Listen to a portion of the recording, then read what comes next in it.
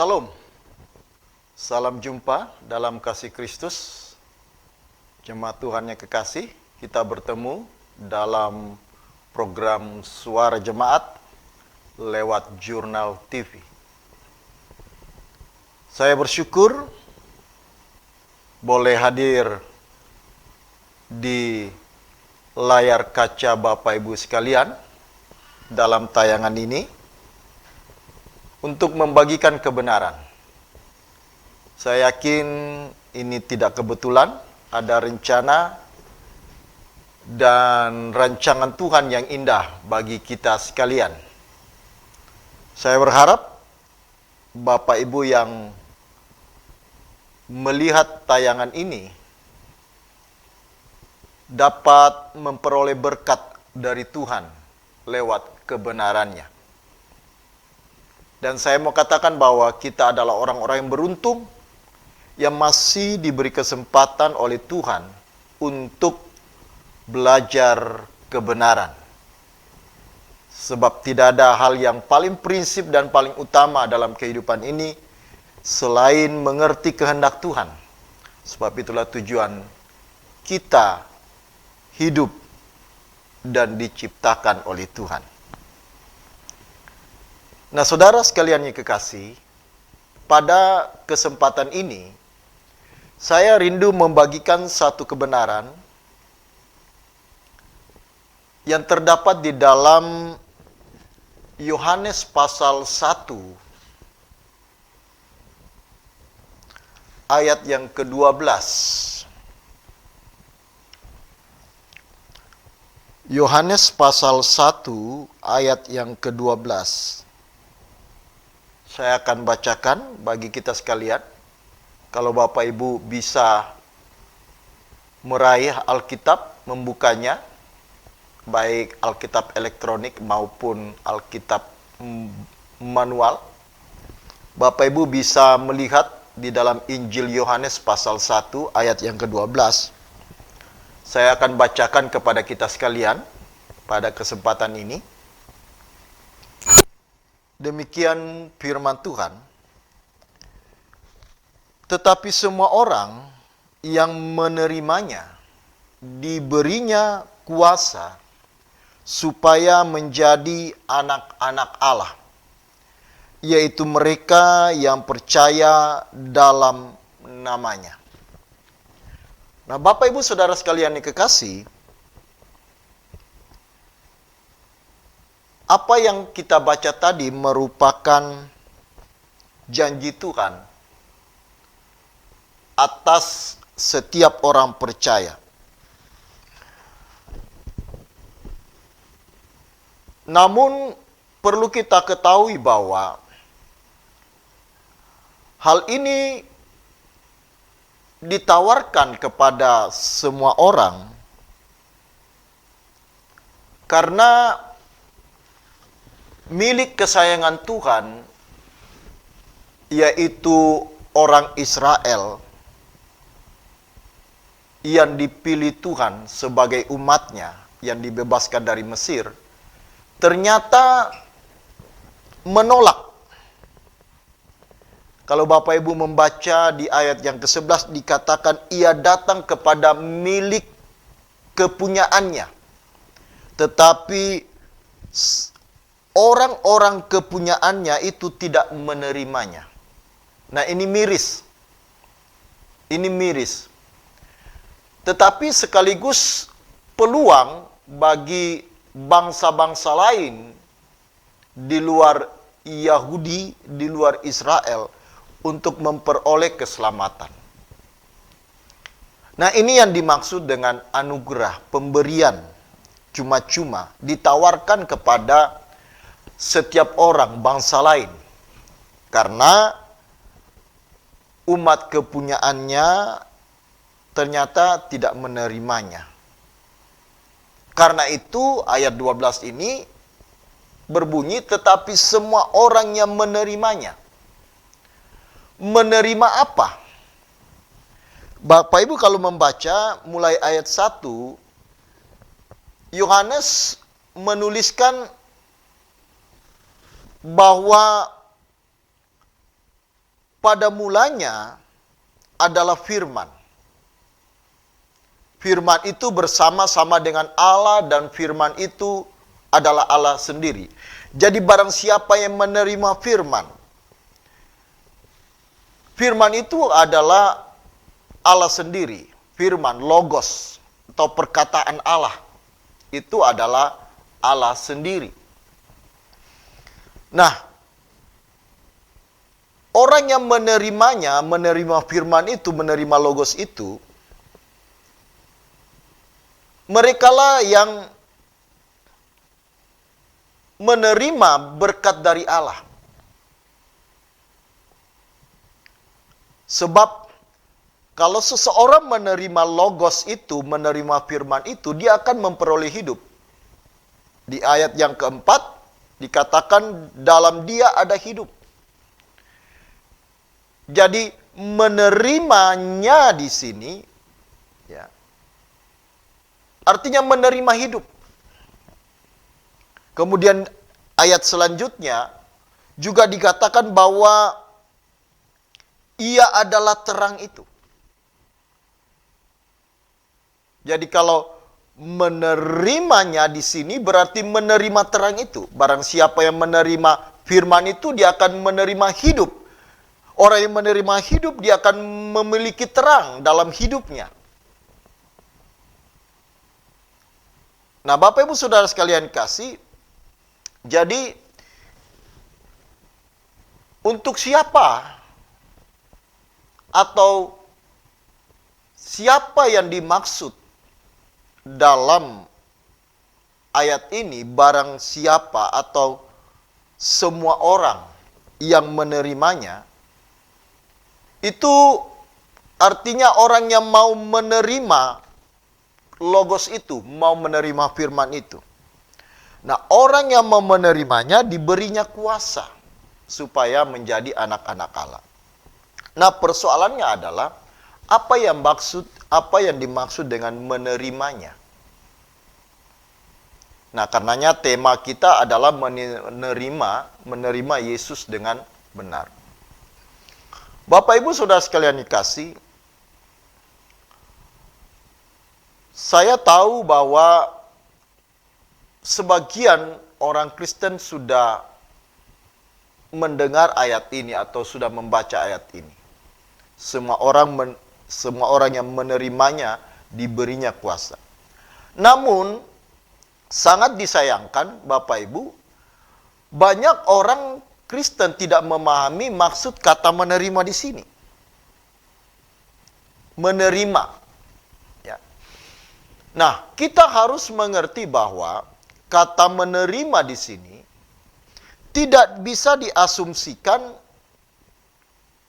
atau diberi muatan pengertian menerima seperti kita menerima pemberian benda atau mengambil sebuah benda yang diberikan seseorang kepada kita. Nah, menerimanya, menerima firman, menerima logos, menerima hidup, menerima terang itu tidak seperti kita menerima barang. Mengapa? Sebab logos itu, firman itu adalah Allah sendiri. Dan untuk menerima Allah, itu tidak sama dengan menerima benda. Sebab Allah itu bukan benda. Allah itu pribadi. Allah itu pribadi. Dia memiliki pikiran, perasaan, dan kehendak. Ya. Kalau di dalam kitab Kejadian dikatakan kita diciptakan serupa dan segambar dengan Allah, atau memiliki selem dan demut. Kata selem di situ hendak menunjuk unsur yang dimiliki oleh Allah yang juga dimiliki oleh manusia, yaitu pikiran, perasaan, dan kehendak. Jadi jangan disejajarkan, jangan disamakan, jangan diparalelkan dengan menerima sebuah benda. Menerima Allah berbeda, sebab dia pribadi, bukan benda. Kemudian, dan ini yang lebih sukar sebenarnya, Allah itu tidak kelihatan. Allah tidak kelihatan. Itu persoalan. Nah, bagaimana kita menerima dia? Nah, Bapak Ibu Saudara sekalian yang kekasih, tetapi semua orang yang menerimanya, ya, kata menerima di sini, kata menerima yang digunakan di situ adalah elabon. Ya. Kata menerima dalam teks aslinya itu elabon, ya. Dari kata lambano. Nah, kata lambano selain berarti menerima, kata ini juga bisa berarti menggenggam atau juga memiliki arti mencengkram. Mencengkram. Nah, kata ini memang bisa menimbulkan berbagai penafsiran, ya. Tetapi biasanya orang berpikir bahwa kalau mulutnya mengaku, ya, Yesus adalah Tuhan, sebagaimana yang dituliskan di dalam Roma pasal yang ke-10 ayat yang ke-10 mulai ayat yang ke-9 yang disampaikan, maksud saya dituliskan oleh Rasul Paulus kepada jemaat di Roma, berkata begini, sebab jika kamu mengaku dengan mulutmu bahwa Yesus adalah Tuhan dan percaya dalam hatimu bahwa Allah telah membangkitkan dia dari antara orang mati, maka kamu akan diselamatkan. Karena dengan hati orang percaya dan dibenarkan, dan dengan mulut orang mengaku dan diselamatkan. Nah, banyak orang memiliki pengertian, Bapak Ibu, bahwa orang yang menerima Tuhan Yesus, menerima Allah, menerima firman, menerima logos itu, yang penting setuju dengan pikiran, mengakuinya lewat mulutnya, ya, berdasarkan Roma pasal yang ke-10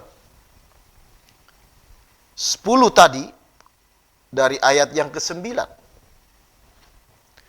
Sehingga orang mengasumsikan, Bapak Ibu Saudara sekalian yang kekasih, orang yang menerima Allah, menerima Tuhan, itu yang penting sudah setuju dengan akal dan mengakui dengan mulut. Padahal Bapak Ibu, kalau kita percaya kepada Tuhan, maksud saya menerima Tuhan, ya, memang kata menerima itu disejajarkan dengan kata percaya. Jadi menerimanya itu disejajarkan dengan kata percaya. Kalau kita melihat kalimat dalam ayat yang ke-12 tadi. Tetapi semua orang yang menerimanya diberinya kuasa supaya menjadi anak-anak Allah, yaitu mereka yang percaya dalam namanya. Nah, apa yang disampaikan oleh Rasul Paulus tidak salah, tepat. Jika orang mengaku dengan mulut, maka dia dibenarkan. Ya. Dia diselamatkan. Sebab jika kamu mengaku dengan mulutmu bahwa Yesus adalah Tuhan dan percaya dalam hatimu bahwa Allah telah membangkitkan dia dari antara orang mati, maka kamu akan diselamatkan.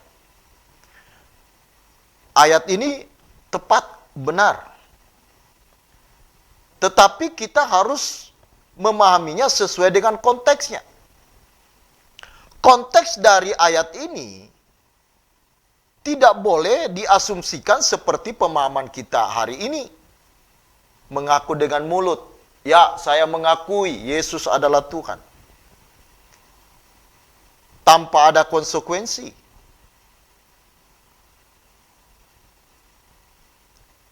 Memang Bapak Ibu Saudara sekalian kasih,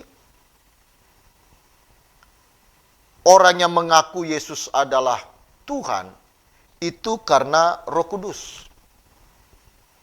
Itu karena Roh Kudus. Nah, tetapi orang harus mengerti sekali lagi konteks dari apa yang dituliskan oleh Rasul Paulus.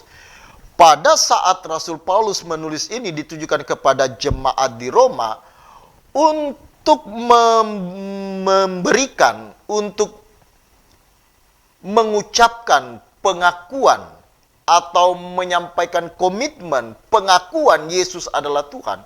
Itu tidak mudah. Tidak seperti Bapak Ibu sekarang mengaku Yesus adalah Tuhan secara bebas, tanpa ada konsekuensi.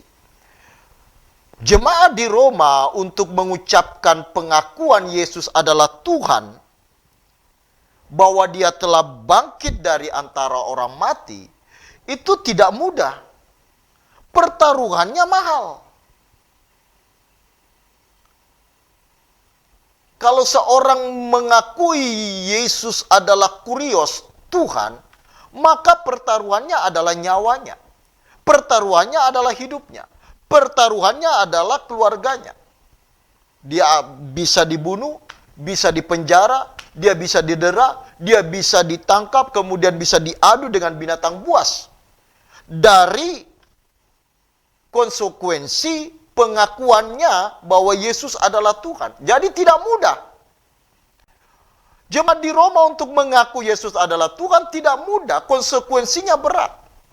Tetapi jemaat di Roma adalah orang-orang yang betul-betul memiliki komitmen yang kuat, sehingga walaupun mereka dipenjara, bahkan mereka dibunuh, dipenggal kepalanya, diadu dengan binatang buas, mereka tetap mengaku Yesus adalah Tuhan. Sehingga Bapak Ibu, Rasul Paulus mengatakan, kalau kamu mengaku dengan mulutmu, kamu akan diselamatkan. Orang-orang Roma ya memang orang-orang yang pantas dan patut diselamatkan karena rela mempersembahkan hidupnya demi komitmennya kepada Tuhan. Demi pengakuannya kepada Tuhan, walaupun taruhannya nyawa. Nah, kalau Bapak Ibu sekarang mengaku Yesus adalah Tuhan, taruhannya apa? Taruhannya apa?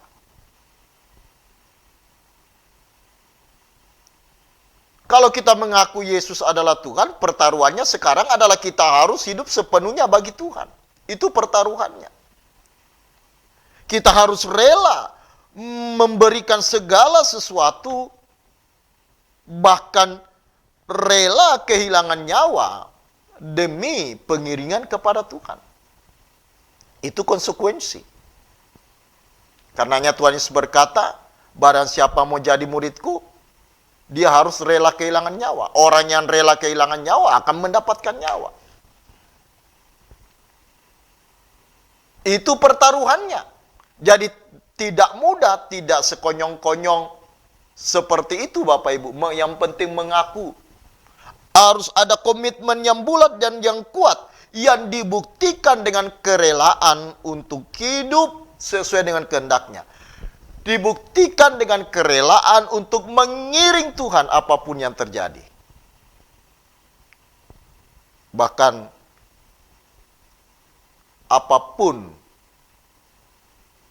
mau kita pertaruhkan, rela kita pertaruhkan demi pengabdian kepada Tuhan.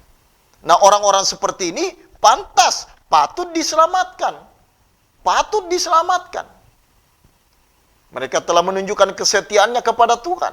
Mereka telah menunjukkan pembelaannya kepada Tuhan, walaupun Tuhan tidak perlu dibela. Siapa kita yang membela Tuhan, tetapi lewat itu mereka menunjukkan kasihnya kepada Tuhan yang telah mengasihinya terlebih dahulu dengan mati di atas kayu salib. Nah, Bapak Ibu Saudara sekalian kasih, jadi menerimanya atau menerima Tuhan, menerima Allah, menerima Logos, ya,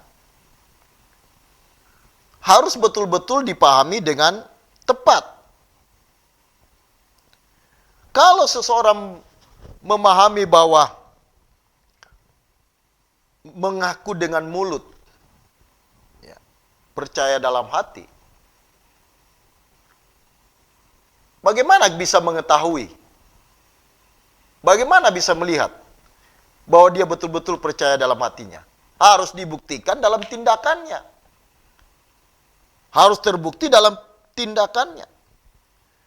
Nah, kemudian yang patut dipertanyakan adalah, yang patut direnungkan adalah, kalau kita mengatakan bahwa saya sudah menerima Yesus sebagai Tuhan dan Juru Selamat. Pertanyaannya, apakah Tuhan Yesus merasa dan mengakui bahwa Bapak Ibu sungguh-sungguh telah menerima dia? Apakah Tuhan Yesus sudah merasa dan mengakui bahwa kita telah menerimanya? Karenanya saya katakan tadi bahwa menerima Tuhan tidak sama dengan menerima benda. Dia adalah pribadi yang memiliki pikiran, perasaan, dan kehendak. Dan juga dia Allah yang Maha Tahu, yang bisa membaca sampai kedalaman hati kita. Memang betul apa yang dikatakan oleh Rasul Paulus di dalam Roma pasal yang ke-10 ayat yang ke-10, bahwa dengan hati orang percaya, memang harus dengan hati. Ya. Itu tepat. Karenanya kita harus memiliki komitmen dalam hati yang bulat, yang itu terbukti lewat tindakan, lewat sikap kita dalam pengiringan kita kepada Tuhan setiap hari. Dan Tuhan pasti merasa dan melihat apakah kita sudah sungguh-sungguh menerimanya.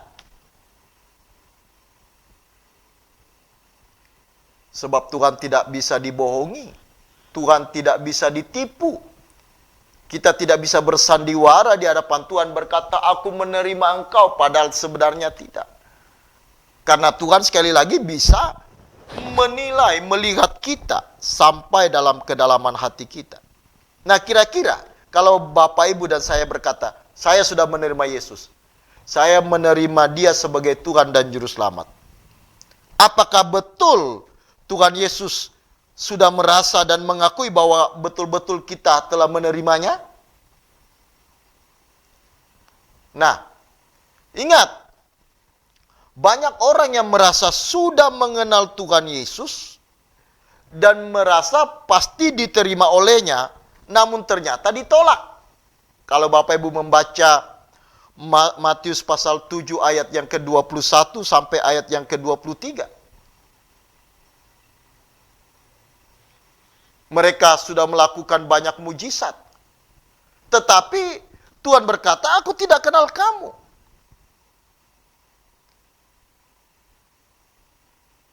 Mengapa mereka ditolak oleh Tuhan? Karena mereka tidak melakukan kehendak Allah. Mereka tidak melakukan kehendak Allah. Walaupun mereka telah melakukan mujizat atas nama Tuhan Yesus. Memang konteksnya di situ adalah soal pengajar palsu, nabi palsu. Nah, pertanyaannya, siapakah nabi palsu itu? Orang yang mengatasnamakan Tuhan, tetapi tidak melakukan kehendaknya. Nah, ini harus betul-betul kita mengerti Bapak Ibu. Karenanya jangan disimplifikasi, jangan disederhanakan. Saya juga tidak bermaksud, tidak bertujuan untuk mempersulit Bapak Ibu. Bukan. Tetapi saya mau kita sungguh-sungguh memahami, sungguh-sungguh belajar, sungguh-sungguh mengerti apa maksud Tuhan.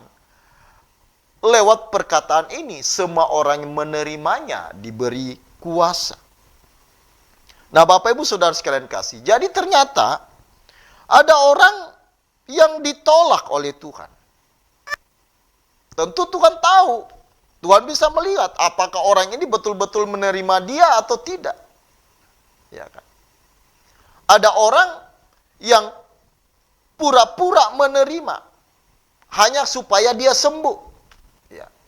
Waktu ditantang oleh pendeta, apakah kamu mau menerima Yesus, mau percaya kepada Tuhan Yesus? Ya, karena dia mau sembuh, dia berkata iya. Padahal sebenarnya tidak sungguh-sungguh mau menerima Tuhan Yesus sebagai Tuhan dan Juru Selamat dalam hidupnya. Tidak sungguh-sungguh mau menerima terang itu. Tidak mau sungguh-sungguh menerima hidup itu. Nah, jadi Bapak Ibu, hendaknya kita tidak menganggap remeh arti kata menerima itu. Kita tidak boleh menganggap gampang kata menerima di dalam Yohanes pasal 12 ini. Ya. Harus betul-betul kita pahami supaya penerimaan kita dan percaya kita betul-betul penerimaan dan percaya yang benar. Ya. Karenanya sekali lagi tema pemberitaan firman Tuhan ini adalah menerima Tuhan dengan benar. Nah, saya yakin kalau Bapak Ibu sungguh-sungguh mengerti hal ini, Bapak Ibu akan menjadi orang Kristen yang luar biasa. Sebab apa? Kita akan diberi kuasa. Wah, ini luar biasa. Ini luar biasa Bapak Ibu.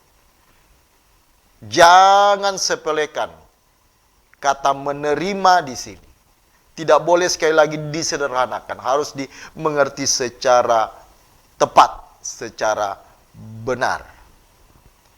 Nah, sebelum kita melanjutkan pembahasan ini, kita akan melihat tayangan berikut ini, dan setelah itu kita akan melanjutkan pembahasan kita ini, yang saya yakin pasti menarik dan akan membawa berkat yang luar biasa bagi kita sekalian. Jangan tinggalkan tayangan ini, tetap pada tayangan ini, namun kita akan melihat tayangan berikut sebelum kita melanjutkannya. Haleluya.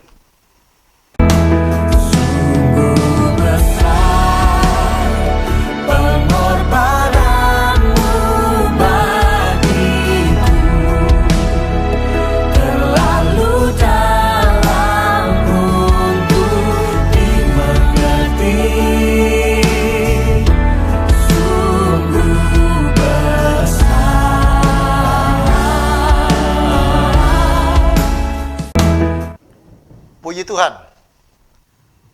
Jemaat Tuhan yang kekasih, kembali kita mempelajari kebenaran ini dari Injil Yohanes 1 ayat yang ke-12. Tetapi semua orang yang menerimanya diberinya kuasa supaya menjadi anak-anak Allah. Saya sudah mengatakan tadi bahwa kita tidak boleh memsimplifikasi atau menyederhanakan kata menerima di sini. Sesuai dengan pemahaman kita pada umumnya atau pemahaman kebanyakan orang. Kata menerimanya di sini dari kata elabon tadi, ya, mencengkeram, menggenggam dengan kuat. Nah, ini perlu satu komitmen yang luar biasa. Ya. Dan ini tidak hanya sekali, tidak bisa hanya sekali. Menerima Tuhan itu bukanlah hanya sebuah momentum. Memang dimulai dengan sebuah momentum, tetapi menerima Tuhan Yesus sebagai Tuhan dan Juru Selamat itu harus dari hari ke hari. Sehingga kita betul-betul bisa mencengkram, menggenggam Dia dengan erat. Karena itu saya katakan tadi, kata menerimanya ini luar biasa. Sebab orang yang menerimanya, kenapa luar biasa Bapak Ibu? Karena orang yang menerima Tuhan dengan benar, ya, sesuai dengan tema khotbah ini, orang yang menerima Tuhan dengan benar akan diberi kuasa menjadi anak-anak Allah. Wow, luar biasa. Diberi kuasa. Kata kuasa di sini exousia. Ada dua kata yang digunakan di dalam Perjanjian Baru untuk kata kuasa. Yang pertama itu dunamis. Dunamis itu sebuah pengaruh, sebuah ledakan, ya. Bisa berarti seperti itu sebagaimana yang dialami oleh para murid di loteng Yerusalem. Mereka menerima kuasa, ya, dunamis. Tetapi kata kuasa dalam ayat ini bukan dunamis, tetapi exousia. Exousia artinya hak. Hak untuk menjadi anak Allah. Wah, ini hebat. Ini luar biasa. Karena kita diberi hak untuk menjadi anak Allah. Apa yang sehebat ini? Apa yang seluar biasa ini? Bagi saya, ini lebih luar biasa daripada apapun. Lebih luar biasa daripada apapun. Diangkat jadi anak bupati saja luar biasa. Apalagi anak gubernur, apalagi anak menteri, apalagi anak presiden, apalagi menjadi pewaris tahta kerajaan, misalnya tahta kerajaan Inggris. Wow, luar biasa. Tetapi tidak ada apa-apanya semua itu dibanding diangkat jadi anak Allah. Ini tidak ada tandingannya. Nah, orang yang menerima Tuhan dengan benar akan diberi hak untuk menjadi anak-anak Allah. Nah, Bapak Ibu Saudara sekalian kasih, karenanya kita betul-betul harus mengerti kata ini, menerimanya. Ya. Nah, kata menerimanya sekali lagi itu harus dipahami secara mendalam. Sebab begini, apakah seseorang, khususnya ini mempelai ya, di dalam sebuah pernikahan, apakah seorang mempelai wanita misalnya, waktu berkata kepada mempelai pria, di hadapan jemaat, di hadapan pendeta, waktu pemberkatan nikah di gereja, Bapak Ibu yang biasa mengikuti dan saya yakin pemirsa sekalian, hampir semua sudah pernah melihat pemberkatan pernikahan. Bahkan tidak sedikit dari kita sudah mengalaminya, bagian sudah menikah di gereja. Waktu kita menikah, kita akan diberi kesempatan untuk mengucapkan janji nikah. Mempelai wanita berhadapan dengan mempelai pria. Mempelai wanita mengucapkan janjinya di hadapan mempelai pria, dan kemudian sebaliknya mempelai pria mengucapkan janjinya di hadapan mempelai wanita, dan disaksikan oleh jemaat, pendeta. Bahkan bagi kita orang percaya, kita meyakini pada saat pemberkatan nikah itu disaksikan oleh para malaikat dan Allah sendiri. Nah, pada saat mengucapkan janji nikah itu, pada umumnya yang saya ketahui ada kalimat, aku menerima engkau sebagai, kalau ini wanita, kepada pria, suami satu-satunya. Dan kalau itu pria, dia akan berkata, aku menerima engkau sebagai istri satu-satunya. Ya, kalau wanita tadi, aku menerima engkau sebagai suami satu-satunya. Nah, apa kata kala seseorang mengucapkan janji nikah di hadapan mempelai pria atau wanita dan juga jemaat hamba Tuhan serta para malaikatnya? Apakah pada saat mengatakan aku menerima engkau, maka pada saat itu juga dia sudah menerima dia dengan benar?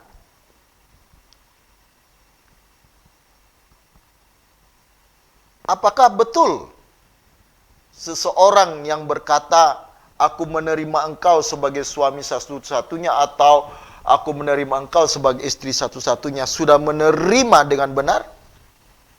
Bisakah janji nikah yang diucapkan dalam waktu beberapa menit atau mungkin detik itu menjadi ukuran penerimaannya?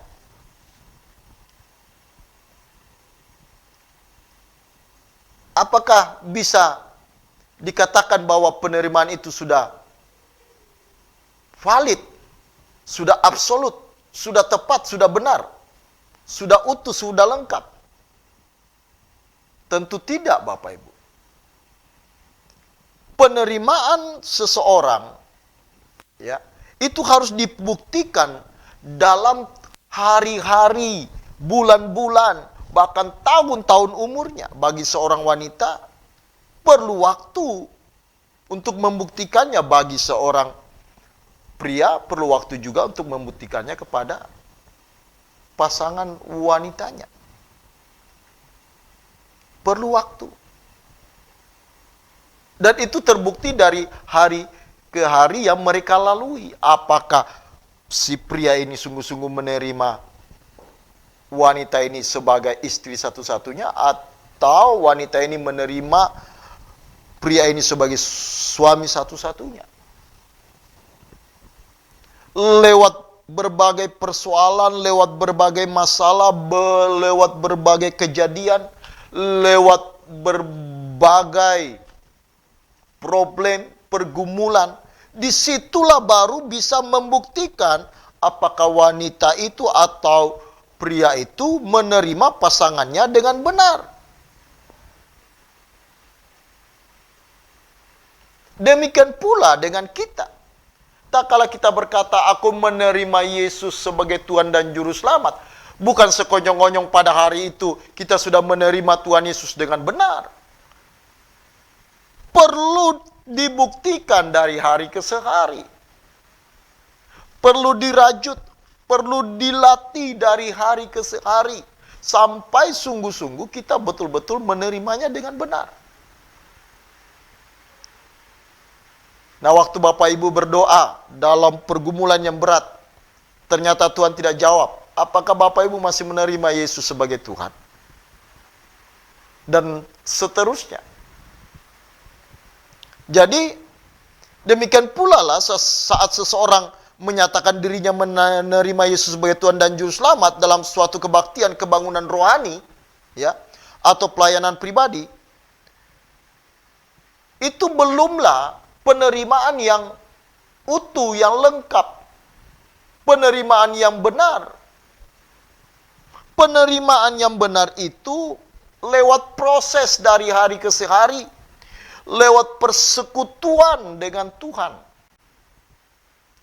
lewat perjuangan, lewat upaya yang maksimal untuk belajar kebenaran, supaya seseorang dapat mengenal Tuhan dengan benar. Saya ingatkan kembali, sekali lagi, menerima Tuhan itu tidak seperti menerima benda. Tuhan itu pribadi, punya pikiran, perasaan, dan kehendak.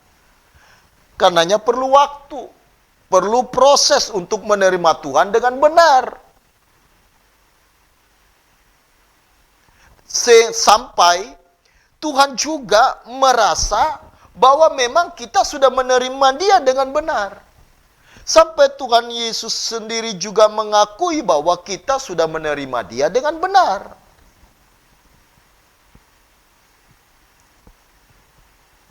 Jadi tidak sederhana Bapak Ibu. Tidak sederhana. Perlu proses. Karena Dia pribadi, maka kita harus mengenal Dia. Sama dengan seorang wanita. Iya kan? Dia harus membuktikan apakah dia menerima pria itu sebagai suami satu-satunya lewat waktu. Iya kan? Karena waktu pacaran kan biasanya yang dimunculkan yang baik-baik. Nah, setelah menikah baru kelihatan aslinya kan? Nah, waktu dia lihat aslinya, dia baru tahu, dia baru kenal ternyata begini aslinya. Nah, apakah dia masih menerima pria itu?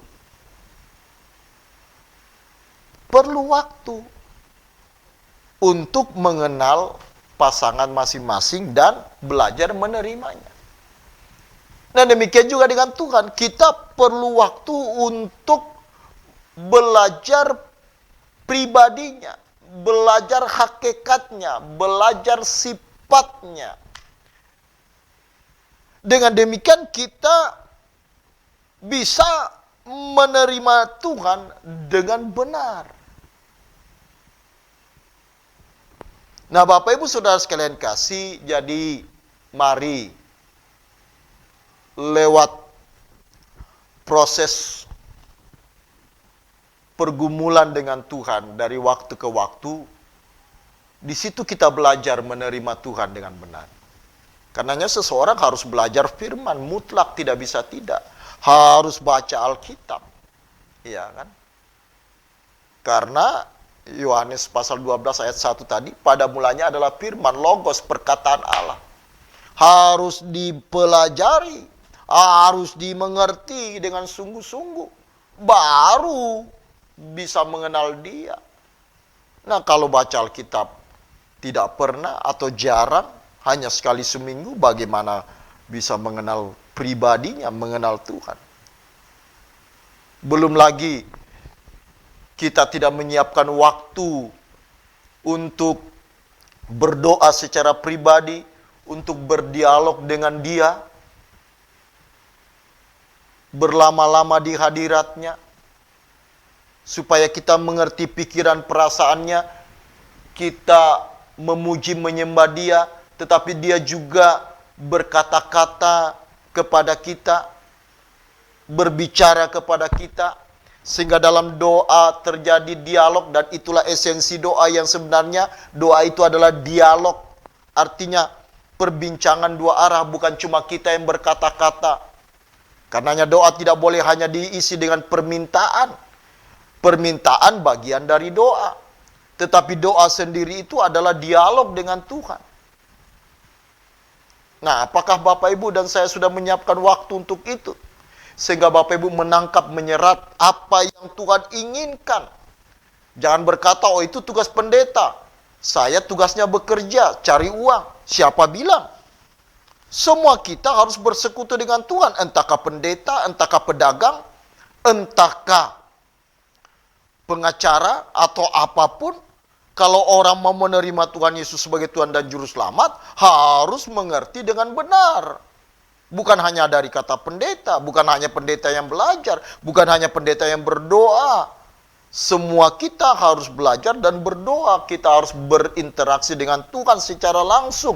Tidak boleh diwakili oleh siapapun, termasuk pendeta. Saudara dan saya sendiri harus langsung kepada Tuhan.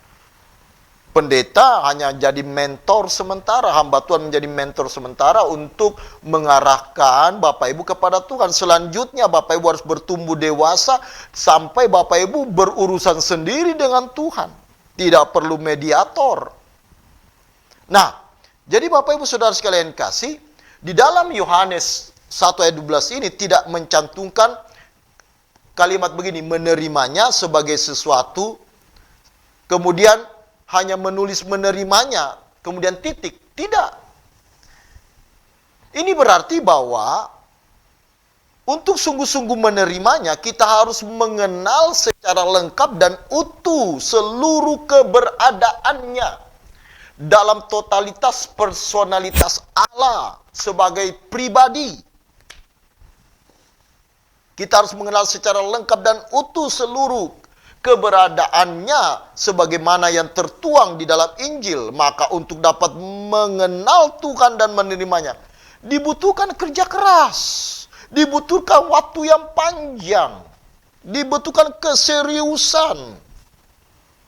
Nah, Bapak Ibu, kata ini, kata lambano, ya, mencengkram, harus merupakan proses berkesinambungan. Jadi kalau hari ini kita merasa telah menerima Tuhan Yesus lalu berhenti belajar, wah salah. Itu salah, itu tidak tepat. Sebab sudahkah kita mengenalnya secara utuh, secara lengkap? Kalau belum, sesungguhnya kita belum menerima dia dengan benar. Kalau Bapak Ibu membaca Yohanes pasal 2, Yohanes pasal 2 ayat yang ke-22 sampai 25. Ini ayat yang terakhir saya bacakan kepada kita. Kemudian, sesudah ia bangkit dari antara orang mati, barulah teringat oleh murid-muridnya bahwa hal itu telah dikatakannya dan mereka pun percayalah akan kitab suci dan akan perkataan yang telah diucapkan Yesus. Dan sementara ia di Yerusalem selama hari raya Paskah, banyak orang percaya dalam namanya karena mereka telah melihat tanda-tanda yang diadakannya. Banyak orang yang percaya kepada Tuhan Yesus karena melihat tanda-tanda mujizat yang Tuhan adakan. Tetapi, perhatikan ayat ini, tetapi Yesus sendiri tidak mempercayakan dirinya kepada mereka karena ia mengenal mereka semua. Dan karena tidak perlu seorang pun memberi kesaksian kepadanya tentang manusia, sebab ia tahu apa yang ada di dalam hati manusia. Jadi Tuhan tahu apakah saudara dan saya sudah menerima dia sungguh-sungguh. Apakah saudara dan saya sudah menerima dengan benar. Tuhan tahu. Karenanya ayo mari terus belajar untuk menerimanya. Lewat proses waktu, lewat persekutuan, belajar kebenaran. Jangan berkata, oh saya sudah menerima. Itu baru langkah awal. Itu baru langkah awal. Selanjutnya harus kita berusaha, berjuang maksimal untuk mengenal pribadinya. Supaya kita bisa mengenal Allah dengan benar. Maksud saya menerima Allah dengan benar. Itulah percaya yang benar. Nah, ayo saya mengajak kita, mari kita sungguh-sungguh mau menerima Yesus sebagai Tuhan dan Juru Selamat. Dan akan terbukti dalam kehidupan seseorang, kalau seseorang menerima Yesus Tuhan sebagai Tuhan Juru Selamat dengan benar, pasti akan nampak dari hidupnya. Contohnya dalam Injil dicatat, Sakeus. Sakeus adalah orang yang sungguh-sungguh menerima. Terbukti dari hidupnya yang betul-betul diserahkan kepada Tuhan dan dia mau berbuat apapun bagi Tuhan lewat orang lain. Dan seterusnya banyak tokoh-tokoh dalam Alkitab yang menunjukkan bagaimana dia terus bertumbuh dalam penerimaan akan Tuhan. Kiranya kebenaran ini memberkati kita sekalian. Tuhan Yesus memberkati. Amin.